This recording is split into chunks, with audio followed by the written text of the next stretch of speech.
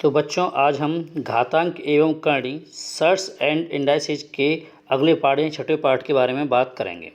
बच्चों देखो, आपने अभी तक इनफाइनाइट वाले और जैसे क्वेश्चन लिखा हुआ है कि रूट में 4 फिर रूट में 4 मल्टीप्लाई वाले क्वेश्चन किए, तो इसका मैंने एक फॉर्मूला ही बताया था बच्चों। फिर क्या होता है कि ये तो आप नॉर्मल कई बार पढ़ भी चुके होते हो, पर ऐसे क्वेश्चंस भी हैं जैसे मैंने लिखा हुआ है कि इनमें रूट में 2 नहीं, यहाँ पे क्यूब रूट दिया है। क्या दिया है? क्यूब रूट दिया हुआ है।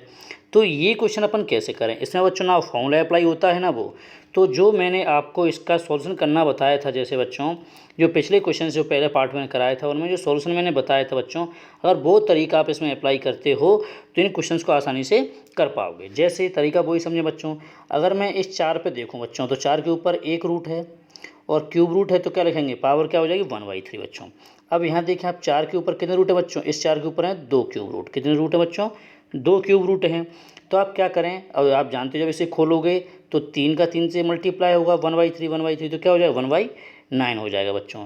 तो जब मैंने इसे ब्रेक किया तो बच्चों मेरा ये आ गया। जब मैंने इसे ब्रेक किया तो क्या आ जाएगा? 4 1/9 आ जाएगा बच्चों। आप लास्ट वाले में देखें 4 पे, तो 1 2 और 3 कितने क्यूब है बच्चों? यहाँ 3 क्यूब रूट है बच्चों। तो 3 का गुणा कितनी बार करोगे? 3 बार करोगे तो बच्चों क्या हो जाएगा? 27 हो। तो ये क्या हो जाएगा बच्चों? 4 1/27 हो जाएगा। तो बच्चों आप इस तरीके से इसे ब्रेक कर लोगे। पहले तो रूट आगे आपने घात ले ली। अब आप देख रहे हो बच्चों यहाँ पे क्या, कि यहाँ पे क्या है बच्चों? आधार समान है। क्या है बच्चों? आधार समान है। तो गुणा में घातें क्या होती है बच्चों? जुड़ जाती हैं। तो मैंने बच्चों इनको जोड़ दिया, 1/3 प्लस 1/9 प्लस 1/27। आप इसका एलसीएम लोगे तो कितना आ जाएगा बच्चों? 27 आ जाएगा घातों का। अब इसे देखोगे तो 3 9 27, 9 एकम 9 आएगा यहाँ पे। इस 9 का भाग करेंगे 27, 9 3 27 और 3 एकम 3, और 27 का 27 में एक बार जाएगा तो 1 आ जाएगा। तो 4 पे घात बच्चों क्या है? इनको जोड़ोगे तो 9 1 10 और 3 13/27। तो इसका क्या आंसर होगा? 4 पे घात 13/27 आंसर होगा बच्चों। बच्चों ये तो है इसका डिटेल सॉल्यूशन। फिर इसका क्यूब रूट वाले का भी आप एक तरीका और लगा सकते हो, जो मैंने एक ट्रिकी अप्रोच बनाई है। आप यहाँ देखें जो और करके लिखा हुआ है। आप क्या करें, आप लास्ट में देखें कि कितने क्यूब हैं। तो बच्चों यहाँ पे देखें क्यूब रूट कितने? 1 2 3। कितने बच्चों? 3 क्यूब रूट दिए हुए हैं।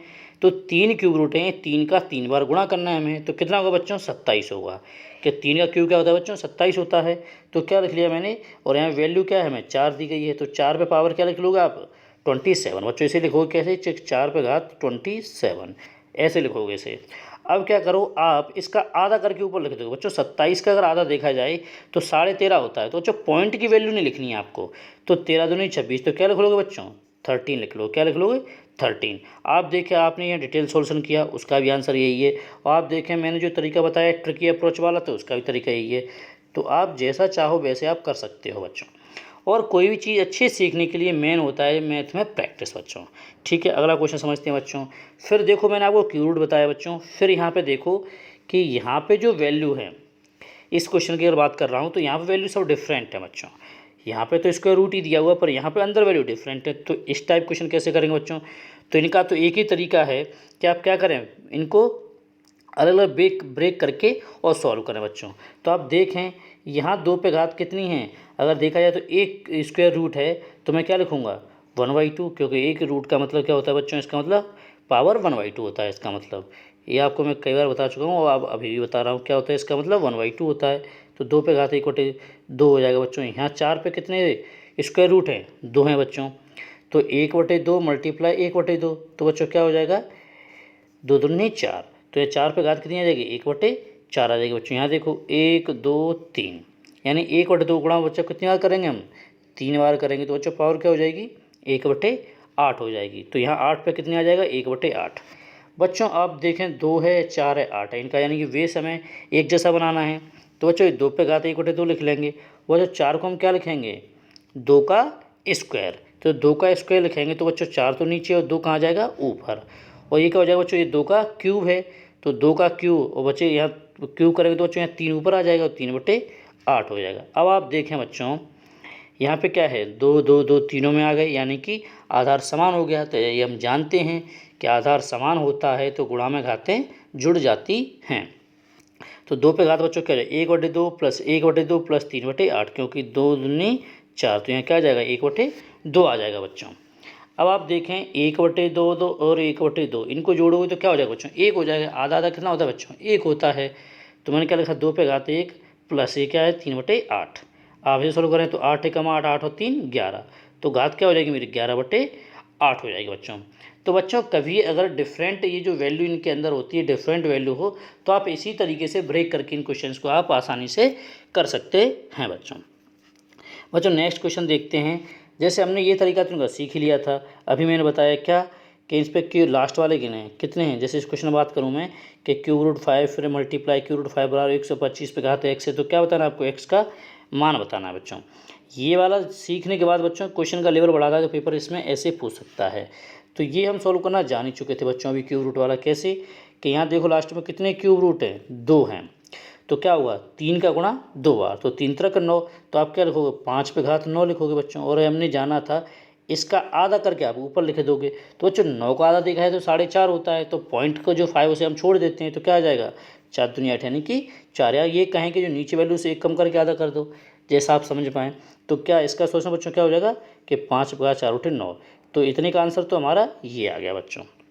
अब 125 क्या होता है बच्चों, ये 5 का क्यूब होता है, तो हम इसे लिखेंगे 125 को 5 का क्यूब, और x ऊपर है तो यही पावर में क्या हो जाएगा इसका मल्टीप्लाई हो जाएगा बच्चों।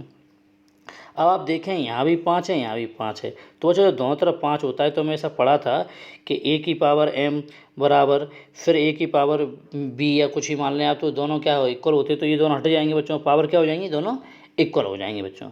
तो 4/9 बराबर क्या आ जाएगा यहाँ पे 3x, और हमें चाहिए किसका मान x का मान चाहिए। तो बच्चों 3 जो है वो कहाँ मल्टीप्लाई हो जाएगा 9 में आगे 3 9 27, तो बच्चों क्या हो जाएगा 4/27 हो जाएगा ये, और एक किसका मान आ जाएगा हमारा x का मान आ जाएगा। तो बच्चों पहले तो जो इस टाइप के जो क्वेश्चन हैं आप इनको प्रैक्टिस अच्छे से करें, फिर इनमें कुछ निकालना बेहद आसान होता है, क्योंकि ये सॉल्व करोगे यही वैल्यू यहाँ पे क्यूब या जो भी दी होगी उस रूम में जरूर दी हुई है आपके पास में।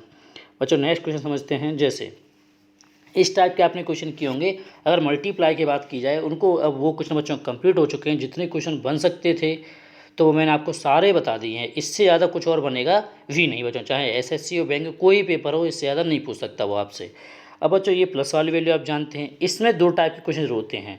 एक क्वेश्चन ऐसे होते हैं जैसे मैंने अभी आपको लिखा रहा हूँ कि इनके फैक्टर आसानी से हो रहे हैं, और बच्चों फैक्टर की वैल्यू को और भी हो सकती है पर फैक्टर हों और उनमें अंतर आना चाहिए बच्चों कितने का 1 का, जिसे मैं लिखा भी है फैक्टर करें और फैक्टर का अंतर कितने का हो बच्चों 1 का। फैक्टर होता है बच्चों बात कर रहा हूँ गुणनखंड के बारे में, आप गुणनखंड करें पर गुणनखंड का अंतर जो डिफरेंस हो वो कितना होना चाहिए 1 होना चाहिए।